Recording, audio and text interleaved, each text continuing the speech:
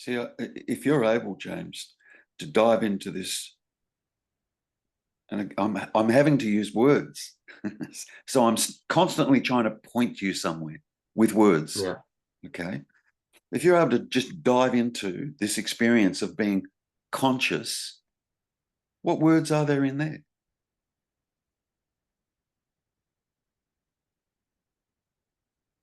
There's none. It's just still. Hello.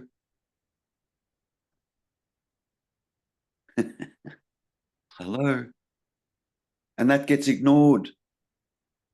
It gets completely ignored. Why? Because we're used to words creating a seeming reality for us all the time. Yeah. And me and Um, you. I, I'd say that the words and the that is entertaining. It's like my attention would go to that rather than that because mind thinks that's boring, if you know what I mean. Yeah, but that's all thoughts. And Yeah. that the attention is going to is not the James character. Hmm. It's not James getting stuck on the intention of the mind. James is the mind. And you're Yes. aware of the mind, right? Yeah. Yeah. You know, you'd need thoughts to know how you're traveling, how you are. You would need thoughts. Yeah. Yeah. Yeah. Yeah. And they can make up all sorts of rubbish. The first thing it does is it creates a person. Yeah. And the mind will say, yeah, yep, I'm a person and I am aware of the thoughts. James is not aware of the thoughts. James is the thoughts. Is there awareness of thought? Yes. Is it Yeah. James that's aware of the thoughts? No. Why not? James is nothing but a construct of word. That's what James is. Yeah. So, you know, you have to see what you're not. I can't stress it any harder. You must know what the hell's going on. You must know what is it that creates this seeming reality. Words. Holy shit. Words.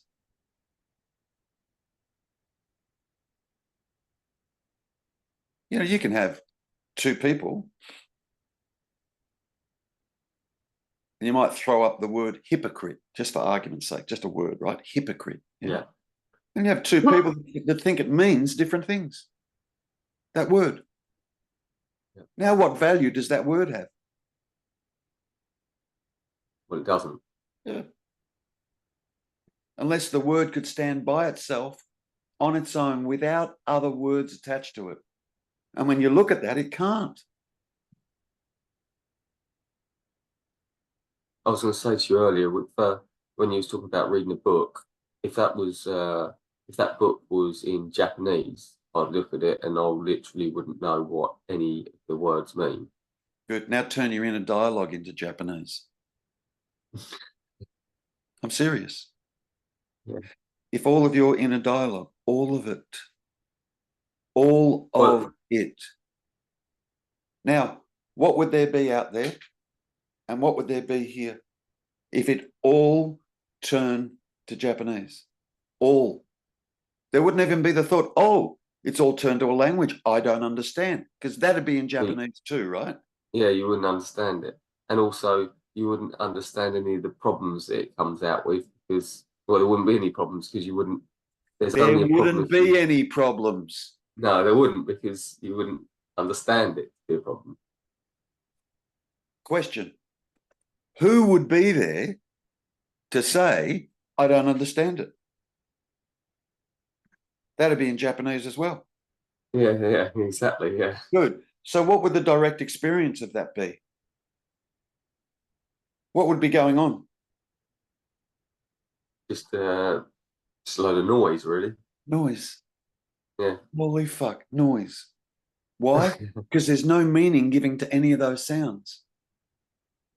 None. Zero meaning given to them. Just be noise. So basically, because if it was in English, there, it seems that there's a meaning to them because we've learnt that since the age of 2 or whatever. Yeah, but Um, the meanings, James, are all dependent on other words. yeah, Are you kidding me? For a word to have any meaning at all, it's dependent on another word. And that yeah, word is dependent on another word. And that word is dependent on another word. And that's why we have a dictionary. That's why we have a dictionary. yeah, Yeah. What is the definition of the word hypocrite? And there'll be a yeah, whole host of words there telling you what the word hypocrite means. Yeah. yeah, Okay. But then you'd have to go through all of those words individually. You better make sure you know what those words are all about that are telling you what hypocrite mm, means. Yeah. And they're all those words are just connected to other words for meaning. It's all word, often referred to as the label. Stop taking yourself to be the label. If you walked into a shop to buy a shirt and you walked out of the shop with the label only, I don't think you'd be very happy. yeah, You wouldn't be walking out with the shirt, would you? You'd be walking out with the label. Words are labels. That's all. And it's those labels, words, if you have a look, that creates a seeming me character. Words. yeah. Are you that? Are you the word? Are you all the words? I don't know if you're much of a Christian, you know. John 1:1. In the beginning was the word. In the beginning of what? In the beginning of James, Yeah, the word. And then eventually the word became flesh. I yeah, am this. The word became flesh. I am this.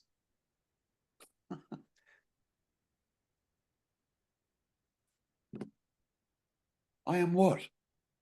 Skin, arm, just two words. Do you understand? So yeah, the seeming beginning, James, of our seeming personal character is constructed with words. Just the same words that you see written in a book. Are you kidding me? A word is a symbol that then is supposed to mean something. But that symbol is dependent upon another symbol to mean something. And that symbol is dependent on another symbol and another. It's all symbols. Words, thoughts are symbols. I'm trying to show you how the mind works. I'm trying to show you how the mind works. Yeah.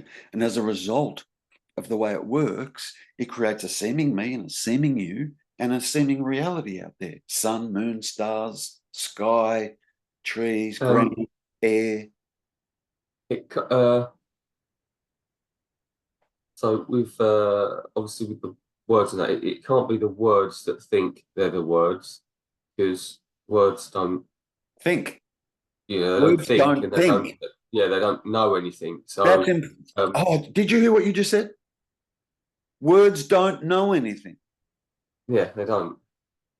They can't know anything. So it's that what I am that is mistaking itself for this dialogue, these words. The story of Yeah, the the word. story. Yeah. Yeah. I And was the just, irony it was just, and the irony is this that we are created it. yeah, Try and understand this, okay? Yeah. Try and understand this. Non-duality means one without a second, which simply means one without the possibility of there being anything other than one. So you can have one yeah, and two and three and four and five and six. They abbreviate it by saying one without a second, without two, yeah, right? yeah, So if one is one, Yeah. And it doesn't consist of parts. That's why it's called one. No parts, just one. Yeah. What would that experience be like?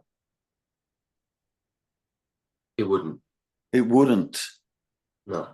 It totally wouldn't. What does one do? Creates seeming two. But How? and then hang on, and then that way with thought. Yeah. How did you say? With thought. Yeah. It creates seeming two. Yeah. Then it can have an experience, a dualistic experience. But for it to have that dualistic experience, what must it do for it to have that dualistic experience? Great words. Yeah, no, prior to that.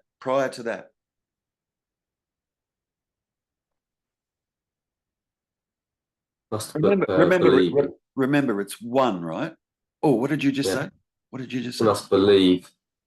Like it must believe that. Close. It must forget that it's one. Yeah. Yeah.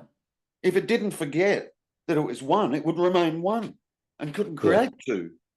Yeah. Couldn't create two. Do you understand? So the one is having an apparent experience of a James character with words. Mm.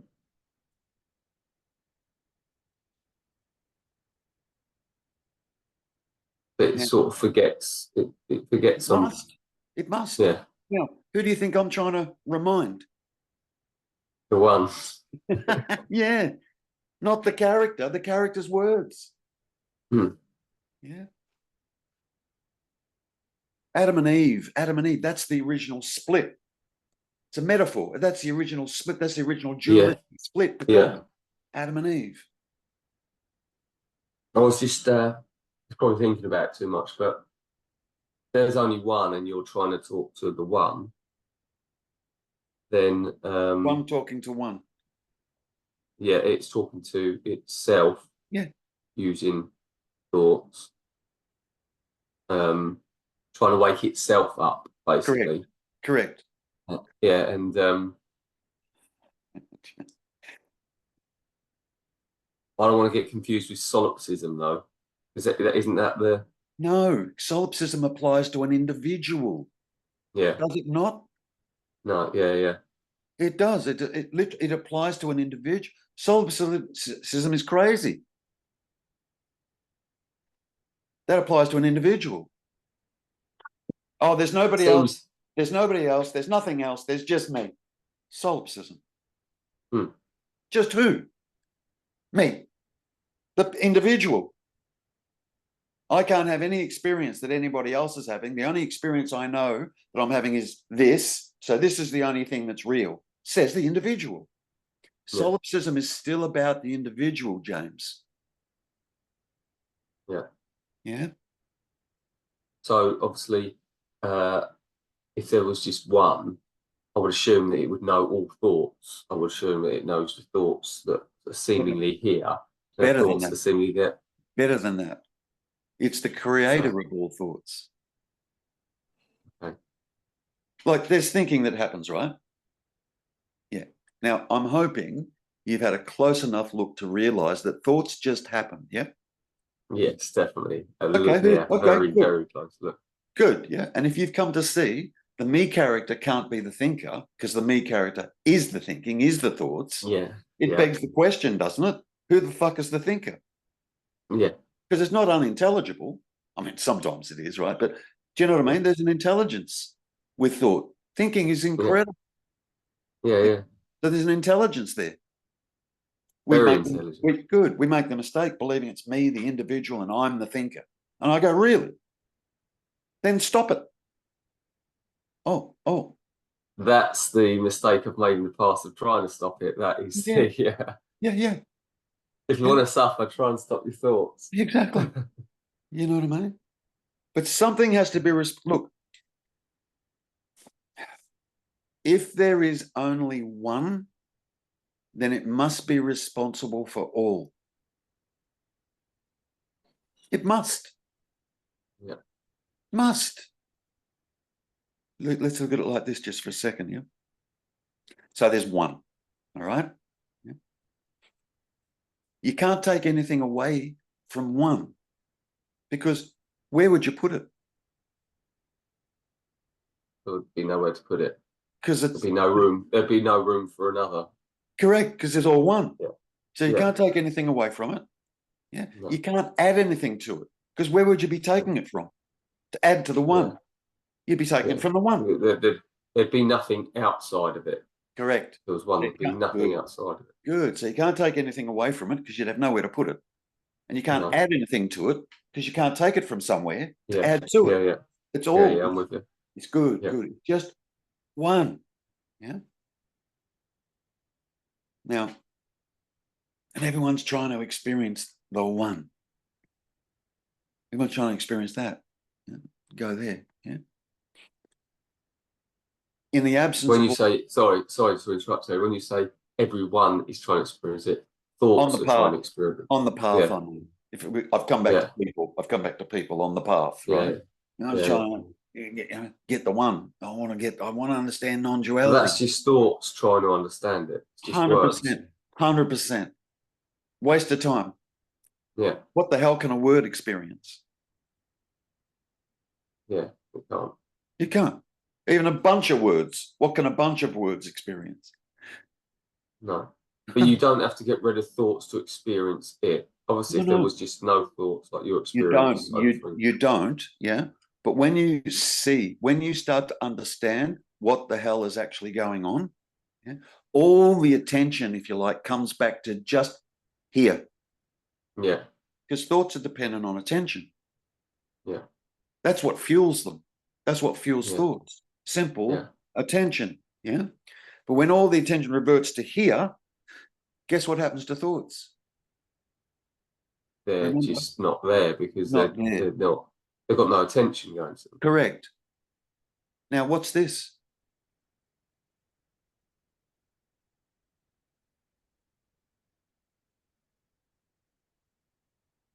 Now you're inquiring.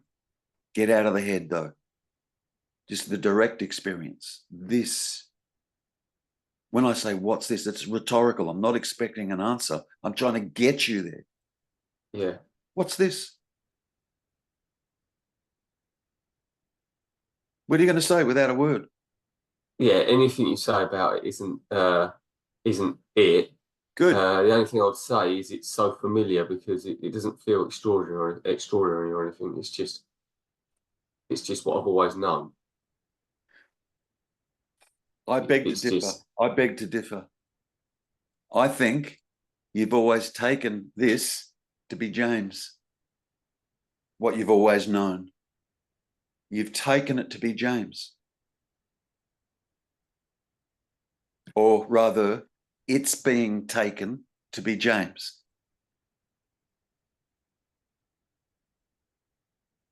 Because look, you know as well as I do, right? You can have a profound understanding of this teaching. Yeah? Yes. Okay. Yeah. But in the final analysis, it still feels like James is here, doesn't it? Yeah. Yeah. Okay. When I'm thinking about it. Yeah. But James can't feel. So the statement, it still feels like James is here, is wrong. James can't feel. You need to be conscious to feel.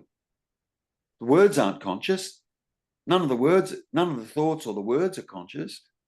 Do you understand? James can't feel, but there's still feeling here. Yeah. Can't deny that. Can't deny that. Mistaken identity. No. Who's having the feeling? Who's feeling? Who's seeing, hearing, tasting, touching, and smelling? More to the point, is it James seeing, hearing, tasting, touching, and smelling? No, it's not words that are seeing, tasting, touching, and smelling. Good. What's this then? But it is. What's this? I don't know. I don't want an answer. No. Do you understand? See, the true inquiry, James, starts here. What's this? For that to happen, before that inquiry can start, you must know without any doubt, without a shadow of a doubt, what you're not.